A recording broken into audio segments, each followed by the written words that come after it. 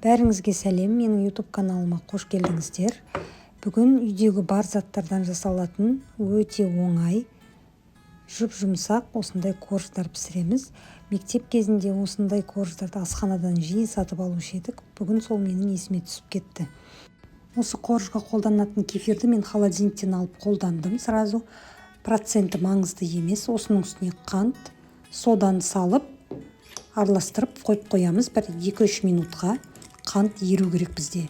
Бірақ мен жеген кезде байқадым, соданың дәмі сәл кішкене ғана білінеді екен. Сондықтан соданың орнына онда қоспасаңыздар, оның дәмі ұнамаса, онымен бірге разрыхитель қолдансаңыздар болады. Мен мына жерде кішкене сода көтерілді. Осының үстіне еріген сары майды қостым. Негізі сұйық май қолдансаңыздар да болады, бірақ мен енді пайдасы жоқ болғаннан қолданбадым. Осыны араластырып болғаннан кейін ұн салдым үстіне.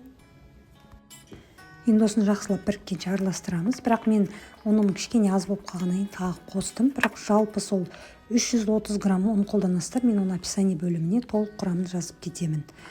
Бұл рецепттің еще тағы ұнағаны, маған осылай вилкамен араластырып, мен ар жағында лопаткамен істей салдым бәрін. Ешқандай қолымды салып, қамыр илеген жоқпын. Сонысы қатты ұнады маған. Мен осылай бәрін біріктіргеннен кейін осыны пакетке салып, холодильникке бір 10 минутқа қамырымызды қойып қоямыз.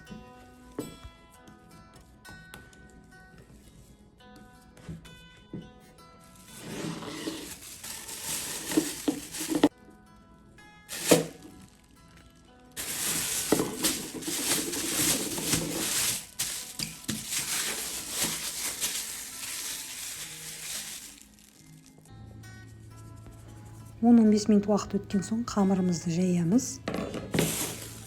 Қалыңдығын енді бір максимум 5 мм етіп жаясыздар. Мен соңында жайып болғаннан кейін видеода көрсетіп кеттім қалыңдығын.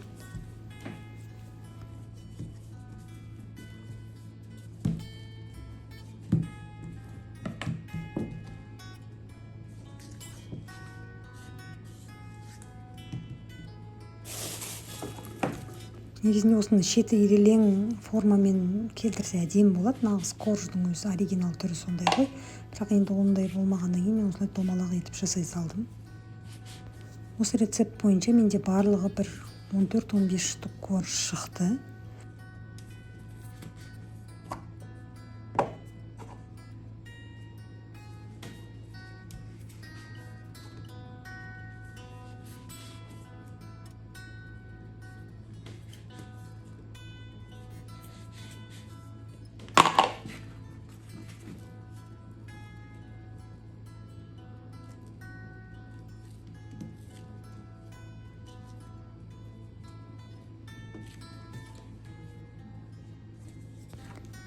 Мен барлығын противенге қойдым. Енді осыны алдын ала қыздырылған 200 градуста әдемі болып түрі сарғайып, кішкене қызарғанша пісіріп аламыз. Қатты қызартпаңыздар, өйткені қатып қалады. Мен осындай жұмсақ, пухлый болып әдемі болып піседі.